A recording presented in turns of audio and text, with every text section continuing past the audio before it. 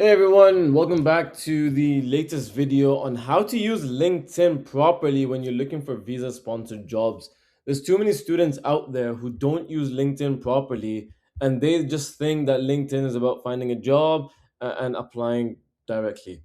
Look, if you don't use LinkedIn's filters properly, you don't do your networking on LinkedIn properly, finding a job on visa with visa sponsorship gets really hard. The first thing that you need to do is ignore the home tab, ignore the network tab, ignore the messaging tab, and ignore the notifications tab, and just focus on the jobs tab. Okay? The jobs tab is going to be the most important thing that you do. Second thing, when you're searching for a job, make sure you're searching using quotations. If you don't search using quotations, you're going to get random jobs. Let's look for data analyst positions, for example. Okay, we're looking for data analyst positions in the UK. Now the thing is, I searched for data analyst, I've got Excel specialist there, I've got intelligence analyst here, and I've got other random jobs that don't have the word data, for example. Now there might be an analyst position, but they're not specifically a data analyst position, right? Look, there's a document reviewer position here, we don't want to see that. So what you need to do is put the job within quotations. That way, when you search for it, data analyst, data analyst, data analyst, data analyst, data analyst, data analyst. You see that. They're all data analyst positions. Second thing that you must do is, do you see how it says reposted 2 days ago and over 100 applicants?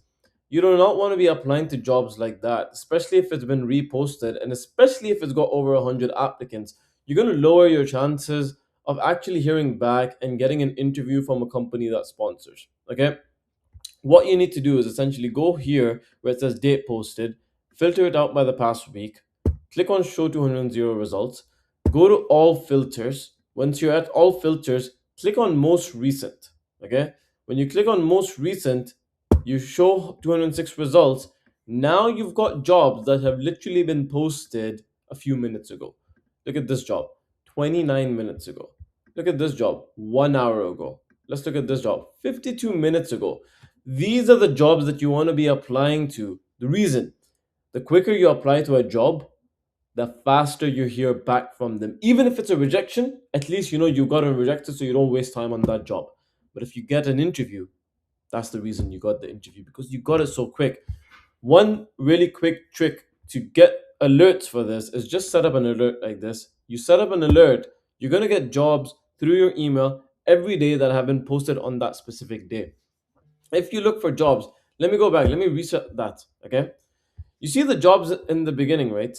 They're all promoted jobs. Look at this data analyst job at the Guardian. 1 week ago, over 100 applicants. What's the point of that? If it's been 1 week, they're already at the interview stage. You're going to end up applying and you're going to end up getting ghosted. There's really no point of applying. You could potentially apply, but the chances of hearing back are very minimal. Look at this job 2 weeks ago. The only reason is it's being promoted by the hirer. If you see promoted by the hirer, that means one of two things. One, they are just wanting to get more applicants so that they can build a database for later on, which is not really relevant to international students, so it doesn't matter. Number two is that they've just paid so that they can have their listing at the top to show, we're a big company, we get the best applicants, we hire the best people. But it doesn't really matter. As an international student, we only care about two things. Number one, can the job sponsor? Number two, is the company going to pay enough to get sponsored? That's it. Two things: salary and do they have a license? All right. So as an international student, these are the only things that we're going to be looking at. So my advice really is apply the right filters, look for the right job, put these quotation marks. We can look at any other job. Let's say we look at civil engineer positions, right? That's kind of generic actually. Let's look at site engineer positions. If we look at site engineer positions, first thing is you're only going to get site engineer roles. Okay. The other thing that you can do is if you only want it within construction, just do a Boolean search. Write construction like this, and you'll get site engineer positions at construction companies only. See that? Fans Construction, Carter Lauren Construction, Boygos Construction. It's just construction jobs. Now, if you want to use LinkedIn properly, the other thing is make sure you actually read the job description properly, because most international students, you know what they do? is that they're going to look at this section at the top and think that they need to tailor their CV for the role over here. These are just responsibilities. What they're looking for, what the requirements are, is what needs to be tailored on the CV. Let's go to a data analyst position again. Okay. Let's go to a data analyst position. Let's do most recent. Okay. Let's look at this role. You see it's where it says what you'll be doing on LinkedIn. You don't tailor it to that, by the way. You tailor it to what they're looking for. This is one thing that you need to look at. If you don't look at this, you're going to be making a big mistake. Most students, they'll either tailor it to this or they'll tailor it to all of this. You don't need to do that. Don't waste your time. Tailor it to what they're looking for, because that's what the ATS is going to pick. And the ATS is what you want to make happy. If you don't make the ATS happy, then what's the point? You're going to get auto rejected. And really, as an international student, we do not want to get auto rejected. That's the last thing we want. We want to really gather as many interviews as we can so that we can go and get sponsorship, basically. But that is really my advice on how to use LinkedIn properly, because at the end of the day, we want to be utilizing LinkedIn. We want to source the right jobs. We want to find jobs as quickly as possible, but we also want to be able to tailor our CV quickly. You see this? It says about the role. Don't tailor it to that. It's the about you section where you tailor it to. The other third most important thing is look at the salary that's being advertised. If the salary is not sponsorable, no point applying. This is a data analyst position. We know the SOC code for data analyst requires a salary of about 35,000 to get sponsored. Okay, it is a medium skill job, so dependents are not allowed, but you need about 35k. What's the salary here? 45k. The sponsor. The other most important thing is look for areas where they basically specify if they can offer visa sponsorship or not. If they don't say it properly here, just go find the Guardian on the sponsor register, verify if they have a license, and this can be for any company, by the way, not just the Guardian, but the Wave Group, Clearwater Analytics, Lloyd's Banking Group, whatever company it is. Find them on the sponsor license list. Find out if they're offering a salary that's above the threshold. The other good things for international students, by the way, is that a new legislation or laws coming into play that the salary information is to be shown on job ads under the new laws.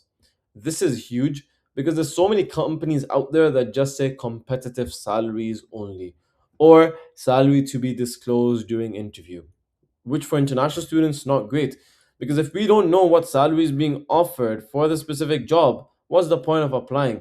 Because it turns out that the salary is lower than the threshold to get sponsored, and we can't apply for it, and we're going to get rejected. So this new law is going to be a complete game changer, because they're now telling us that this is going to be the salary for the job, and if it's less than the threshold, we do not apply as international students. So that's really, really beneficial for us, and it's going to be a massive game changer. If we know exactly what salary is being offered, then that's a good thing. You see over here in this job, it doesn't tell us salary, does it? Let's have a look. Yeah. Honestly, salary should be up here or it should be in the job description. And if they're really asking for 3 years of experience and not disclosing the salary properly in the benefits section, then you know that they're kind of hiding something from us. Salary might be low. So is it worth applying? Well, that's for the international students to decide. But just make sure that whenever you're looking for a job, see if they're offering a salary. At least this company does look like a recruitment agency, but make sure that the salary is being advertised. And that's one thing that this law is going to do. DHL, massive, massive company, are they advertising the salary on their position? Doesn't look like it. No, they aren't. So, really, this new law is going to be a game changer, because we really need to know the salaries as international students, because we need to know if we can get sponsored or not. So, really, these are the important things that we as international students need to be aware of when we're looking for jobs on LinkedIn, because LinkedIn is a great platform to use, but only if used right. Make sure the quotations are set. Obviously, if you want to apply a filter for, like, let's say Manchester, because you only want to look for jobs in Manchester, do that. That's completely fine. But as my advice, as someone that's been living in the UK for 8 years, landed multiple sponsored jobs, and is currently on the Innovator Founder visa, I say be open to applying everywhere. Don't limit yourself just to big companies and big cities. London isn't the only place that can sponsor. Look outside Birmingham, Coventry, Nottingham, for example. There's many places that can sponsor, so make sure that you do it properly.